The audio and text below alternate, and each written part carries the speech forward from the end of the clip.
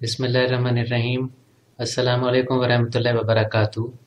हमारा ये प्रोग्राम रोज़ा टूट जाने की वजूहात के बारे में है, यानी वो कौन सी वजूहात हैं, वो कौन से काम हैं, वो कौन सी चीज़ें हैं जिनसे रोज़ा टूट जाता है। अगर कोई शख्स कुल्ली कर रहा हो और इस दौरान वो पानी पी जाए तो उसका रोज़ा टूट जाएगा।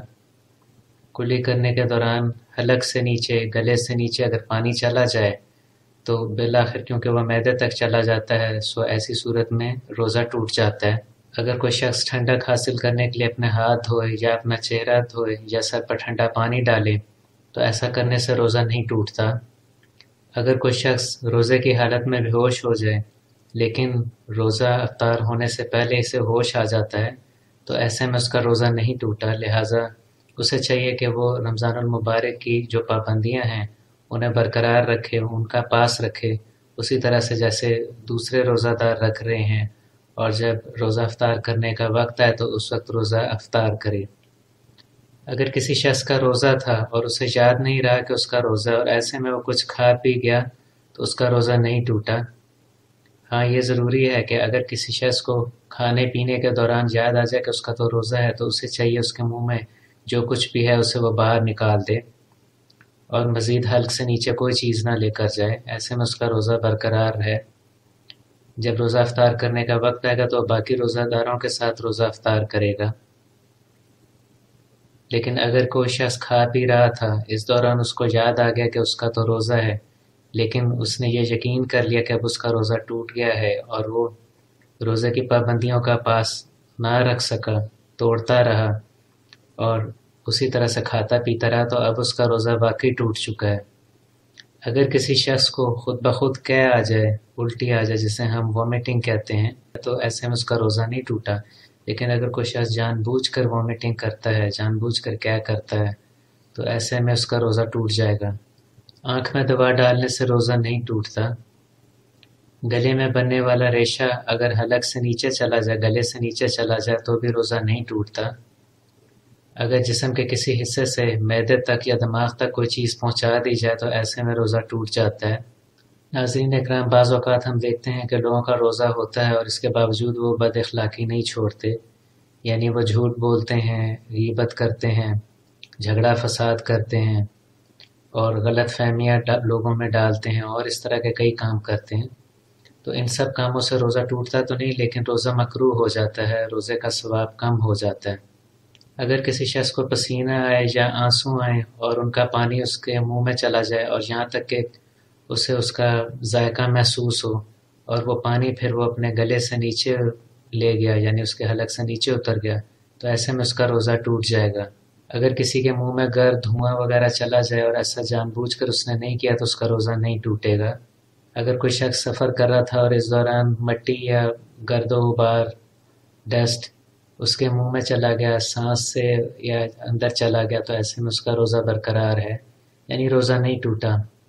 अगर कोई शख्स किसी किस्म की खुशबू को इरादतन सूंघता है, जानबूझकर सूंघता है और इतनी ज़्यादा सूंघ लेता है कि वो उसके थूक के साथ शामिल होकर गले से नीचे उतर जाती है, तो ऐसे में उसका रोज़ा टूट जाएगा।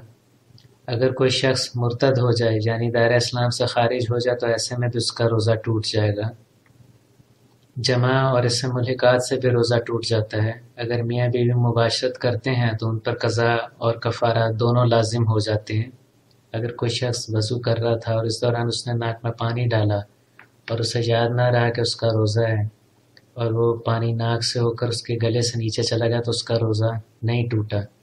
लेकिन अगर कोई इरादतन इस तरह से नाक के अंदर पानी डाले कि उसे याद है कि उसका रोज़ा है, बावजूद इसके वो अगर नाक से पानी इतना ज़्यादा अंदर डाल लेता है कि वो गले से नीचे जाता, तो फिर वज़ू के दौरान उसका रोज़ा टूट जाएगा। कान में पानी चले जाने से या तेल वगैरह चले जाने से रोज़ा नहीं टूटता।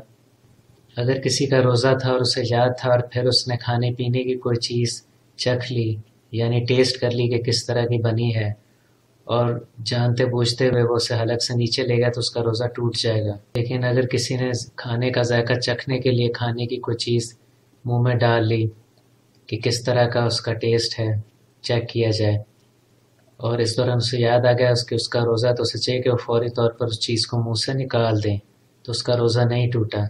लेकिन अगर कोई بار بار ارادتاً جانتے بوجھتے ہوئے کھانے پینے کی چیز کو چکھے، ٹیسٹ کرے، تو ایسے میں اس کا روزہ تو نہیں ٹوٹا لیکن روزہ مکروہ ہو جائے گا۔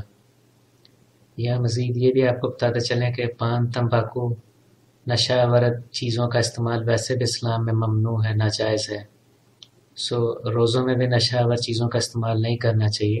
اگر کوئی شخص منہ میں نسوار رکھتا ہے یا تمباکو والا پان رکھتا ہے اور بے شک وہ حلق سے نیچے نہیں اتارا، صرف منہ میں اس نے رکھا ہے، تو پھر بھی بالآخر کیونکہ نسوار دانتوں میں لگ جائے گی، تمباکو بھی منہ میں لگ جاتا ہے، تو اس کا کچھ نہ کچھ اثر تھوک میں مل کر معدے تک چلا جاتا ہے، جس وجہ سے روزہ ٹوٹ جاتا ہے۔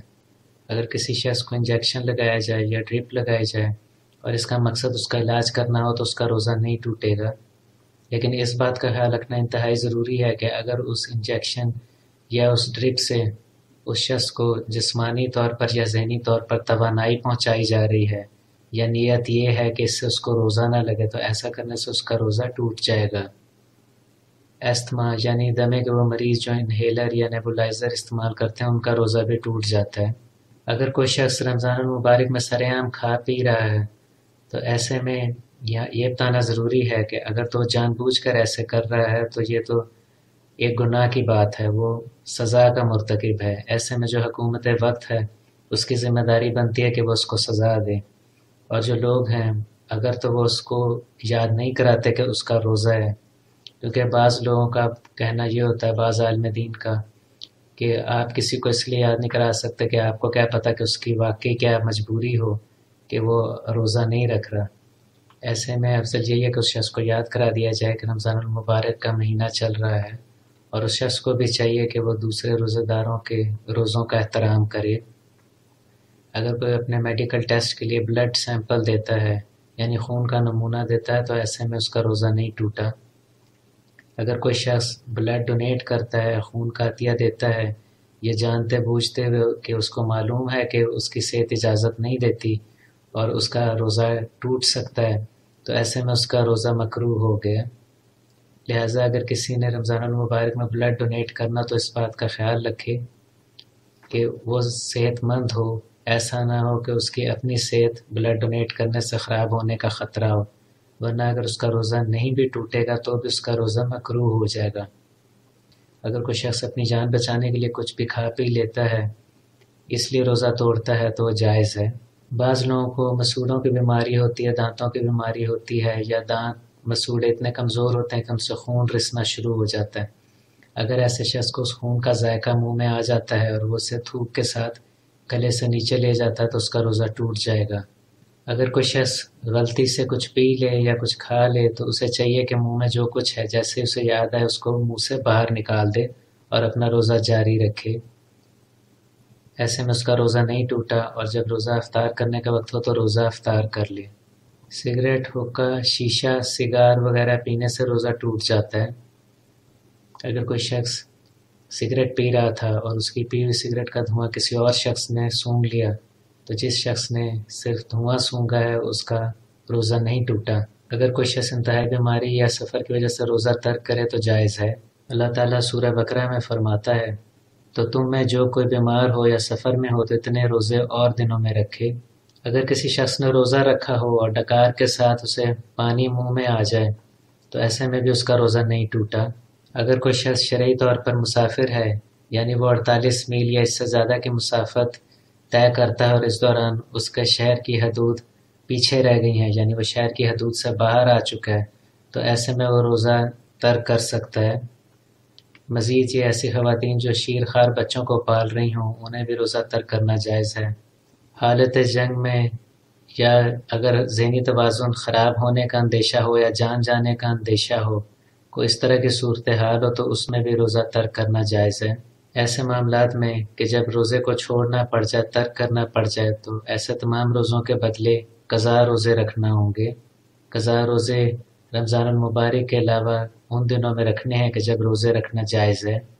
اگر کسی نے ٹوتھ پیسٹ کرنی ہو تو اس کو چاہیے کہ وہ یا روزہ رکھنے سے پہلے یعنی سحری کے اوقات سے پہلے اس وقت کر لے، یا پھر روزہ کھولنے کے بعد کسی وقت رات کو کرے، کیونکہ اس سے بھی روزہ ٹوٹنے کا خطرہ ہوتا ہے۔ بعض اوقات ٹوتھ پیسٹ مکمل طور پر دانتوں سے نہیں نکلتی، اور اگر دانتوں میں پھنسی رہ جائے اور وہ تھوک کے ساتھ مل کے گلے سے نیچے جاتی رہے تو روزہ ٹوٹ جاتا ہے۔ اسٹیم کے بارے میں، بھاپ لینے کے بارے میں ہم پہلے آپ کو بتا چکے ہیں کہ اگر کوئی شخص ناک سے یا منہ سے اسٹیم لے گا تو اس کا روزہ ٹوٹ جائے گا، کیونکہ بالآخر اس میں پانی ہوتا ہے اور اس کو حلق سے نیچے اتارنے کا مطلب معدے تک پانی پہنچانا ہی ہے۔ ناظرین اکرام، یہ تھا ہمارا پروگرام روزہ ٹوٹنے کی وجوہات کے بارے میں۔ اگر آپ نے ہمارے چینل کو ابھی تک سبسکرائب نہیں کیا تو پلیز سبسکرائب کریں۔ اس ویڈیو کو آپ لائک اور شیئر کریں تاکہ زیادہ سے زیادہ لوگوں کو اس کا فائدہ پہنچ سکے۔ کمنٹ سیکشن میں اپنے کمنٹس دیں۔ حاضر ہوں گے آپ کی خدمت میں ایک نئے پروگرام کے ساتھ، تب تک کے لیے اجازت دیجیے۔ اللہ حافظ۔